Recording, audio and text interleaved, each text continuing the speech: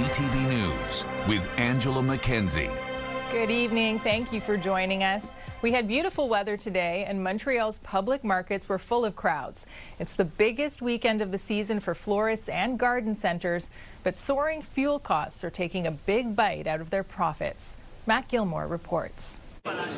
Tomorrow's Mother's Day, and the flower centers at Jean Talon Market are buzzing with activity. Every Mother's Day, this is our tradition. We buy all the plants for my garden. After a long winter and chilly start to spring, Luigi Bono from Jardin Chez Michel is hoping this weekend will kickstart his season. I think it's very important for everyone to do their garden. It keeps the heart in a well-being. But rising costs are making him worried. Seed prices, fertilizer prices, shipping prices have gone up a lot. We also use machinery, so oil fuel and diesel. Like many other small businesses in Quebec, Bono has decided not to pass the costs along to his customers. We're fighting against giants. Walmart, Costco, all those big corporations are selling flowers, so we got to adapt and we got to take the hit. The resilience of small businesses is not something that can last forever. Business groups say fuel costs are now a major concern for more than half of small businesses. 2/3 say they have no choice but to absorb the costs. The smaller the businesses is, the harder the hit will be. Across town at the Atwater Market, it's a similar story. For sure, we need to adjust the price in the consequence. Customers are not always happy about it. Some understand it, some don't understand. For sure, it has an impact on the sales. Mathieu Letourneau says fuel prices are one thing, but his biggest cost is renting this kiosk. He's asking the city for relief. I sell my broccoli $7, cauliflower $9. Some people cannot afford that. The high costs aren't just affecting farmers. Some hobby gardeners are also questioning whether it's worth it this year. Fertilizer, earth, seeding, plants, it comes out to a good $500 easy and up. Bono has this simple message. Don't be afraid because we haven't raised our prices and it's important people keep doing what makes them feel well. Matt Gilmore, CTV News. Quebec Solidaire wants to tackle the rising cost of food. At its convention this weekend, members are debating a plan for publicly funded grocery stores. Laurence Brisson-Dubreuil reports. As grocery prices keep climbing, Quebec Solidaire says it wants to shake up who controls the food market. Alejandra Zaga Mendez says the current system just isn't cutting it. It's 80% of the distribution and the sales are among the hands of the grocery giants, and they are doing it for profit. One of the party's biggest proposals, a network of nonprofit public grocery stores. Solzhenitsyn says buying in bulk and selling wholesale would allow people to access healthy local food without being squeezed at the checkout. It's really important because right now people are starving, they are spending so much money, they are getting more debts because they have to pay for the price of the grocery that keeps going up. The party also wants to cap large grocery chains' profit margins at 2% and ban practices like shrinkflation and what it calls false promotions. The idea takes inspiration from New York City's mayor, who has promised to open a public grocery store in each borough. For some shoppers here, the idea of a public option sounds like a relief. The big chains are the ones screwing me up right now. Those are the places I shop at right now, and those are the ones I don't find affordable. As students, it's definitely something I feel like we would all be leaning into. Les particuliers, peut-être qu'ils vont tricher. She says big grocery chains are more likely to cut corners or mislead customers. Also on the agenda this weekend, wealth distribution through progressive taxation. The people that are very, very rich in Quebec, they should contribute more so that we have effective public services and we can save the planet and do everything that is really, really helpful for everybody. Quebec Solidaire members are debating a range of proposals on affordability, housing, education, and the environment as the party starts building its platform ahead of next year's general election. Laurence Brisson-Dubreuil, CTV News. And we'll have more on the idea of government-run grocery stores and why some economists think it's a bad idea later on in the program. Well, 2 women are recovering after being shot last night in a nightclub. The attack happened at around 3 this morning inside Club École Privée on Saint Laurent near Milton. The women were both hit in the lower body. Police say their lives are not at risk. The suspect is described as a very tall man wearing dark clothing. Well, turning to Ottawa now, where a 2-year-old has drowned in the Ottawa River. The toddler was reported missing at 7 p.m. last night from the western part of the city. A large search was immediately launched involving drones, an airplane, and at least 4 boats.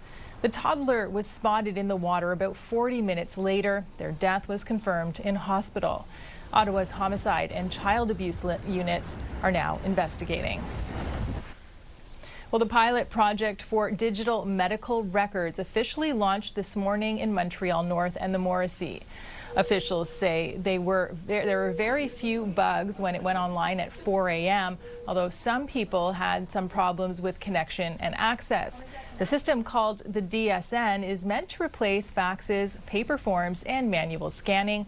But it's come under criticism from opposition parties and healthcare professionals because of the potential of cost overruns.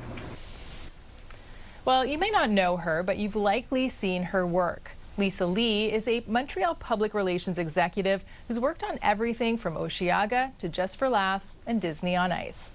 This Asian Heritage Month, Rachel Lau sits down with Lisa to talk about her decades-long career. From Britney to the Backstreet Boys and even Aerosmith, she's the powerhouse behind some of Montreal's biggest events. We see Megadeth and Celine. Yeah. Celine was amazing because we worked a lot with her. The Concordia grad got her start in 1987 with record promoter Donald K. Donald. The Moscow Circus was going on tour. Eventually leaving to work at Just for Laughs before opening her own firm. Now she does promotions for massive festivals like Osheaga and Lasso Montreal, as well as local PR for shows and concerts like Elton John, Rod Stewart, Iron Maiden, and Green Day. They were little troublemakers. They'd run around backstage on, I think, scooters or something, and they would just annoy our production manager. Not only does she spend her days rubbing shoulders with some of the world's most famous names, she occasionally does have to tell them what to do. The people that you're the least likely to think are going to be professional and nice sometimes are the ones who surprise you, and it's the heavy metal guys. Poison, Ricky Rocket from Poison was one of the nicest people I've met over the years. I like that they used the word eclectic. There you go. To describe you. It's very fitting. It's very eclectic, just like all of those.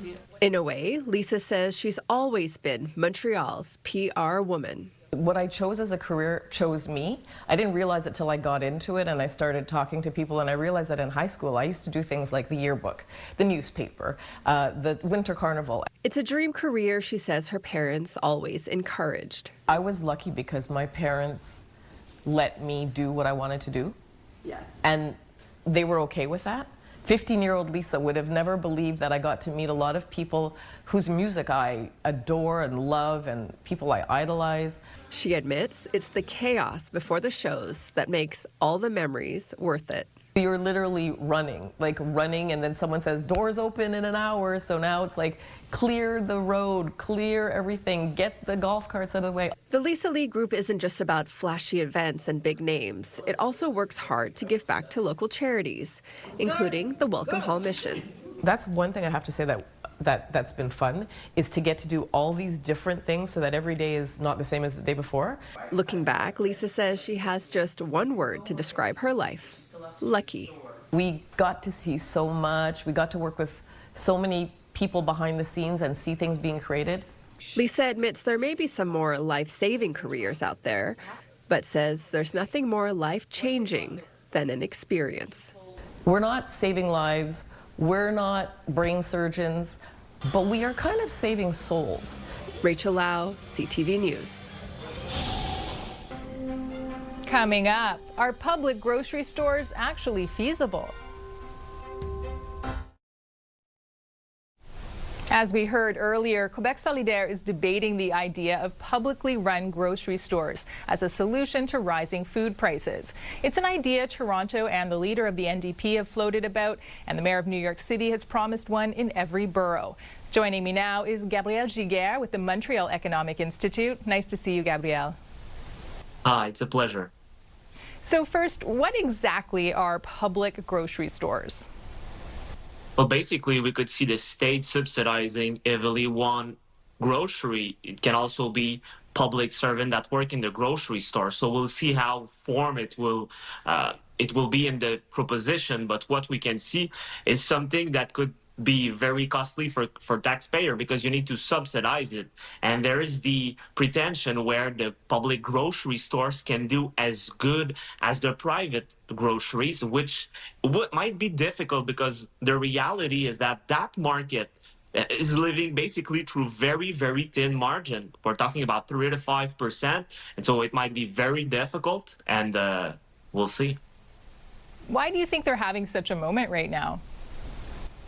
The reality right now is that with the mayor of New York City, Mamdani, the mayor pushed this idea in the public sphere, and he basically decided to go forward with 5 public grocery stores. Now we see a momentum with Toronto, so it's currently at the municipal level. As you said, the new chief of the New Democratic Party talked about it, but it's still not in the it's not shared by public party in power, political party in power. So we'll see how it goes. But what we need to understand is that a lot of saving is floating in the political commentary. We're seeing that they are floating a possibility of reducing groceries bill by 30 to 40%, which is at best creative accounting, basically, because as we said, it's only 3 to 5% of margin. And public groceries don't live into the same economic mechanism or incentive, because if the consumer doesn't want to buy product on the public grocery shelves, well, it's not necessarily a problem for that groceries because they can take your money as a taxpayer, not only as a consumer. So it's problematic because if it's not working, which might be the case, to be honest, because there is also international example that hasn't worked. Kansas City market is a very, very good example because what we saw is that in a couple of years, it cost $29 million in taxpayers' money, and they were not able to offer perishable goods because of the complex logistic. It didn't work, and so we know it's very complex as a market, and the state might not be able to do so, specifically when we're looking into some bad management such as Canada Post. Do you think that a lot of people are maybe making some assumptions about why our grocery prices are so high? Because it does seem to be like the conversation seems to always go back to the retailers themselves, those big corporations. Is it corporate greed, or are there other things at play in your view? That's the big question, and I do believe it's not corporate greed. As we just said, margins are very thin, 3 to 5%. And so the reality is that there is policy that affect the price. We can think about the carbon tax. We can also think about tariffs. So we usually think about Donald Trump when we're talking about tariff, but if we look into the World Trade Organization about Canada, what we're looking at is that Canada is imposing on average 15% tariffs for agricultural importation. There's also trade barrier regarding interprovincial trade, notably about agriculture and food. And there is also one thing that is kind of sacred in Canada, which shouldn't be, which is the supply management policy, where milk, egg, chicken, turkey is more expensive than the market. And so it costs a lot of money for Canadians, and the government is able to have a role in reducing those prices. But the reality is that it won't come from the public groceries. We only have about 30 seconds, but what are a few policies that you feel may be more effective in solving the affordability issues we're seeing? I think the government should definitely start by abolishing those tariffs on agricultural importation, but they also need to abolish supply management. It's not only problematic for our trade relation. We can think about the UK, New Zealand, but also United States, where it was a big problem. But this will save hundreds of dollars for Canadian families, so government can play a role. It won't be through public groceries. All right, Gabrielle Giguère, thank you so much for taking the time. It's a pleasure.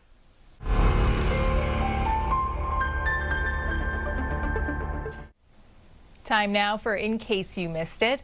Well, anyone who has seasonal allergies knows that Montreal is in the thick of allergy season, and it's a bad one. Experts say climate change is to blame. Sweeta Rassi has more. This year, the trees are blooming a little earlier than usual, according to David Weiss from McGill University. So things that normally would have flowered, say, mid-May are now flowering early May. Things that flowered normally early May are now flowering in April, and so on. He says the shift is due to climate change. Trees are releasing pollen sooner and for longer periods. So potentially more pollen floating around in the air, and then that's what's triggering allergic reactions. That means allergy season is in full swing. The biggest culprits, birch trees. Mostly the trees that are pollinated by wind, so birch trees, but also poplars, alders, ash, oak, maple, and so on. 1 in 5 Canadians suffer from seasonal allergies. Moshe Ben-Shoshan is from the Department of Pediatrics at McGill. He says there is something else at play, stronger pollen. Something genetically has changed also in the pollens to make them more allergenic. So that's the interesting fact. So even if the level is more or less the same or even a bit lower, it doesn't mean that we will have less allergic symptoms. That's why he says if you suffer from seasonal allergies, you may need to start taking your meds sooner. So birch, that is the spring, we usually start November, December. Grass, we start January, February for the summer. And ragweed, we start just now. So if somebody is suffering a lot during the fall, that's the time to see your allergist and decide whether you want to be more aggressive regarding the treatment. For many, a harsh new reality after a harsh winter, as the allergy season is here for a while. Sweeta Rassi, CTV News. It was victory for CF Montreal this afternoon over Orlando City and a 4th straight home win. For much of the match, it looked like it was going to be a goalless draw. Then, late in the game, Daniel Rios and Danger Thorlithilson each scored for Montreal, sealing their 2-0 win over Orlando. Montreal plays the Portland Timbers on Wednesday in Montreal. And the Laval Rockets season has come to an end. Owen Beck made a pair of goals. Samuel Blais added 2 assists. But the Toronto Marlies prevailed, beating Laval 3-2 in Game 5 of the North Division semifinal. Up next, the Tulip Festival gets a royal visit. Menswear provided by Ernest. Elevate your style with Ernest. Download the CTV News app and stay on top of local stories as they unfold. Increasing number of abandoned buildings. Customize your feed and watch live wherever you are. CTVMontreal.ca, your home for news. For breaking news and local news that matters to you, download the CTV News app right now by scanning the QR code on your screen using your smartphone. Or you can also go to our website, ctvnewsmontreal.ca. In Ottawa, the Canadian Tulip Festival has officially opened. The flowers were in full bloom as Princess Margriet of the Netherlands launched the 74th annual edition of the festival. Hundreds came out to take in the vibrant tulips, part of a long tradition symbolizing unity between our two countries. The princess was born in Ottawa after the Dutch royal family took refuge there while in exile during the Second World War. As a show of gratitude, the Netherlands gifted the city of Ottawa 100,000 tulips after the war ended. The festival runs until May 19th. Weather brought to you by Gratian Scaff's 50th anniversary gift event. Get a complete second pair and sunglasses as a gift. Turning to the forecast, it's currently 11 degrees in Montreal with light rain expected overnight. We have another beautiful day in store for Mother's Day, a mix of sun and cloud and a high of 15 degrees. And then that sun-cloud mix is set to continue throughout the beginning of the week, but we will see some wet weather move in, a high of 20 expected on Friday. Well, that's it for us. For the latest news, you can listen to Weekends with Joanne Vracus tomorrow morning at 6 on CJAD 800 or head to ctvnewsmontreal.ca. Have a good night, everyone. Take care.